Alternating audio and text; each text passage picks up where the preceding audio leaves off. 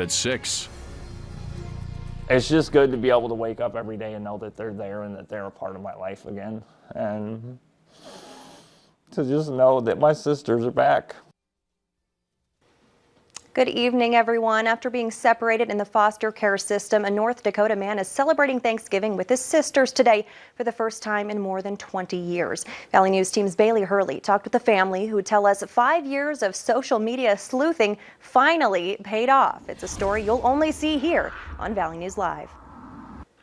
It was a reunion David White was convinced was never going to happen. Separated by decades, states, and with new names, he says he felt like everything was working against him. There wasn't a single night that went by that I wouldn't stand outside and look at the sky or the moon or whatever and wonder if they were looking in that moment so I could feel like I was connected to them in some way. Meanwhile, in Ohio, White's baby sister Amber was exhausting every resource and following all leads. And while her efforts didn't pay off on her hunt for her brother, in 2015 she did find her sister Courtney and discovered they had 2 half-siblings. And once all reconnected, they spent the next 5 years scouring the internet for David. I knew eventually, if it was meant to be, it would happen. After reflecting on years of letters exchanged between her and David, Amber found a Facebook group for those who had lived in a St. Cloud, Minnesota group home. So in these letters I knew that he was in Cottage 3. I knew that he was in Cottage 4 in 2004. So we would get on there and post pictures.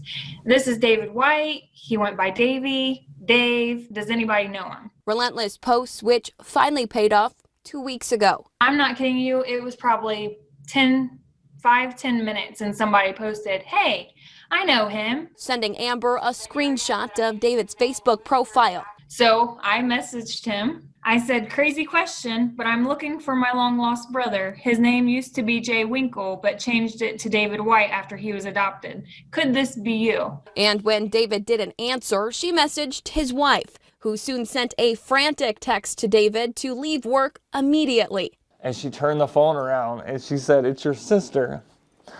And I had waited for that message my entire life. David says he and his siblings have texted and called one another every day since, saying he feels like they never missed a beat. We feel whole again. We feel like a family again. And while their Thanksgiving celebrations will only be via Zoom this year, he says he's just thankful they're all finally back together. Bailey Hurley, Valley News Live. David says he and his wife are planning to make a road trip to Ohio to finally reunite in person with his siblings before the end of the year. Well, we got some sunshine on this Thanksgiving Day, and that's not the only good news in the forecast. Meteorologist Nathan Hopper joins us now with a first look. Nathan?